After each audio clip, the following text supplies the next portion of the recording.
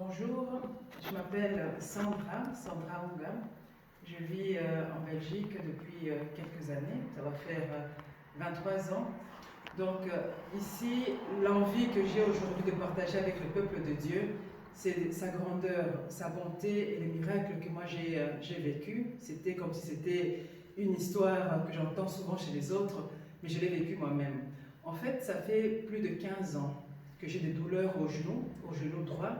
Donc c'est un problème qui m'a amené à voir plusieurs médecins, des orthopédistes, des chirurgiens. En fait, c'est un problème qui demandait une intervention au niveau du genou, remplacer le cartilage, parce qu'au niveau du genou, il y a le cartilage qui s'était effrité avec le temps, je crois que c'est une anomalie de naissance.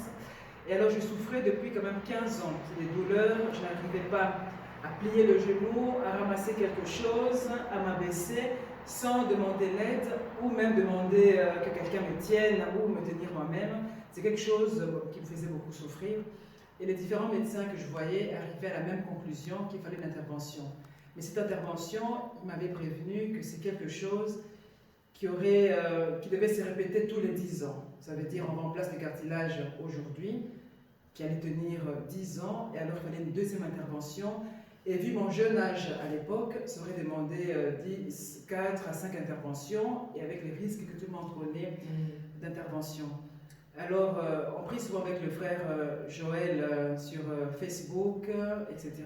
Et ce jour-là, je ne savais même pas qu'il y avait le live qui passait sur Facebook. Alors, le soir, je prends mon téléphone, je regarde un peu sur Facebook, et je vois qu'il y a le live qui avait déjà commencé depuis une vingtaine de minutes.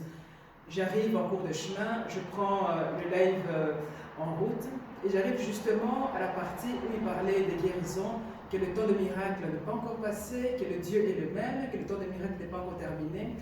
Alors on a commencé à prier pour les malades, et chacun priait pour sa maladie, et moi je priais de manière générale, pas spécialement pour le genou. Je priais pour la santé des mamans, parce qu'on a une autre maman qui est souffrante pour le moment. Et puis, la parole de connaissance du frère Joël tombe, il cite, il y a des maladies cardiaques, des maladies de naissance, maladies d'origine démoniaque, etc. Et puis il dit qu'une fois quelqu'un qui a un problème, et c'était précis, au genou droit, là où j'étais, d'abord il fallait que chacun touche, là il avait mal. Moi j'ai pris aussi ma main que j'ai mis au genou droit. Et en même temps, quand la parole de connaissance est tombée, qu'il a proclamé pour le genou droit, je me suis tout de suite dit que c'est moi. Je me suis dit, c'est moi, Seigneur, tu m'as guéri. Donc on a commencé à prier, chacun a eu aussi sa parole. Et ce qui m'a vraiment interpellée, c'est que le frère Joël dit que Okoyoka va témoignage. Et au fond de moi, je me disais que je sais, Seigneur, que tu vas me guérir parce que c'est une coïncidence que j'arrive, sans savoir qu'il y avait ce live, que j'arrive au moment où on commence à parler de guérison, que j'arrive au moment où on demande de toucher là on a mal, et que j'arrive aussi au moment où on cite qu'il y a quelqu'un qui a mal au genou droit. Il y avait quand même beaucoup de coïncidences. Je me suis dit que ce n'est pas tombé pour rien cette parole. Moi je l'ai reçue. Donc la prière a encore duré, je pense, 20-25 minutes. C'est terminé. Mais j'avais une paix, une joie indescriptible, parce que je savais que ma guérison était déjà acquise en ce moment-là. La prière est terminée. J'ai terminé vraiment dans la joie, en riant. Et quand la prière s'est terminée, mon premier réflexe était, je vais quand même essayer, si j'ai encore mal ou pas. Alors j'essaye, je plie mon genou, j'avais encore mal. Je me suis dit que peut-être que c'était quelqu'un d'autre qui était guéri, mais pas moi. Mais pendant que je disais ça, j'avais l'esprit qui me disait, tu as reçu une guérison, pourquoi tu mets en doute? Tu as reçu la guérison, si c'est toi, c'est toi. Donc dès ce jour-là, le jour même de la prière, j'ai refusé cette douleur. Je me suis dit que non, je suis guéri.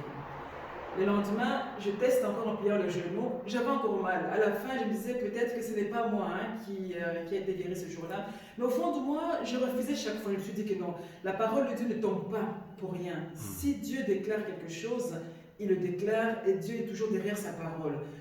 Au fur et à mesure que les jours passaient, et moi j'avais dit Seigneur, moi je veux témoigner, je veux montrer ta grandeur. 2 ou 3 jours après, j'essaye de plier le genou, plus aucune douleur. Plus aucune douleur, je n'ai jamais monté, ça fait plus de 15 ans aujourd'hui, monter les escaliers et descendre sans douleur. C'est impossible. C'est impossible de plier le genou sans douleur, impossible. Mais là, au bout de 3-4 jours, je teste, je monte les escaliers, je descends, je plie la jambe, je me baisse, Rien du tout. Je me suis dit que non, on va encore voir le lendemain. Le lendemain, je teste. Rien du tout. 3 jours après, je me suis dit que non, Dieu est véritable, Dieu a guéri. Et j'ai appelé le frère Joël, j'ai dit que non, frère Joël, l'Éternel dit dans sa parole qu'il faut faire connaître ses bienfaits. Moi, j'ai vu ses bienfaits dans ma vie, je ne veux pas me taire. Il faut que les enfants de Dieu sachent que Dieu est le même. Le Dieu qui a guéri, qui a sauvé à l'époque, il agit, c'est le même. Il agit encore aujourd'hui. Peu importe votre maladie, peu importe le temps que ça a pris, peu importe votre état d'esprit, parce que moi, je n'ai pas spécialement prié. Je suis venue et j'ai cru à la parole qui est tombée. J'ai dit que non, c'est moi. Le genou droit, effectivement, j'ai mal au genou droit. C'est moi. Et le fait d'avoir reçu cette parole, de ne pas avoir mis en doute, je pense que Dieu est derrière sa parole. Et la foi, c'est ça qui nous rend agréable à ses yeux. Et c'est la foi qui active cette guérison que moi j'ai eue. J'ai mon rapport médical qui est ici. Je vais vous montrer. Je ne sais pas si Papa Joël peut... Bon, voilà, je ne sais pas si vous savez voir, il y a même 2 pages où on cite tout le problème. Il y a même une 2e page. On va prendre la photo après. On va prendre, voilà. Il y aura une photo qui va accompagner ce témoignage. Mais Dieu est bon. Dieu est bon, Dieu agit, il fait des grandes choses. Aujourd'hui, je peux plier ma jambe, je vous la montre. Essaye un peu de marcher, on va voir si elle marche. Et je vais marcher. Ok. Et je marche.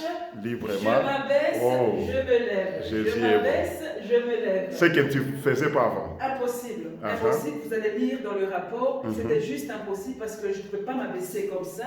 Je m'abaissais, mais je devais faire ça pour me lever. Mais là, je m'abaisse, je me lève. Dieu est bon, Dieu est grand. En tout cas, peuple de Dieu, croyez en Dieu, ayez la foi. Dieu est fidèle. Le temps de miracle n'est pas passé. Le temps de miracle n'est pas passé. Dieu agit. Alors il agit à sa manière. Ça ne demande pas de... Voilà.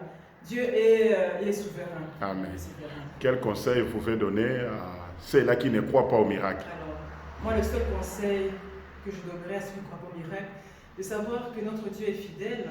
Dieu reste le même. Ce n'est pas que ce qu'il a accompli à l'époque de Moïse, d'Abraham, ne sera plus accompli aujourd'hui. C'est le même Dieu qui accomplit. Et c'est la foi, en fait, qui nous permet d'arracher ce que Dieu nous donne. C'est la foi, on veut quelque chose, mais par la foi, Dieu te l'accorde. Si tu as cette foi et que tu lui restes fidèle. Amen. Voilà. Amen. Amen.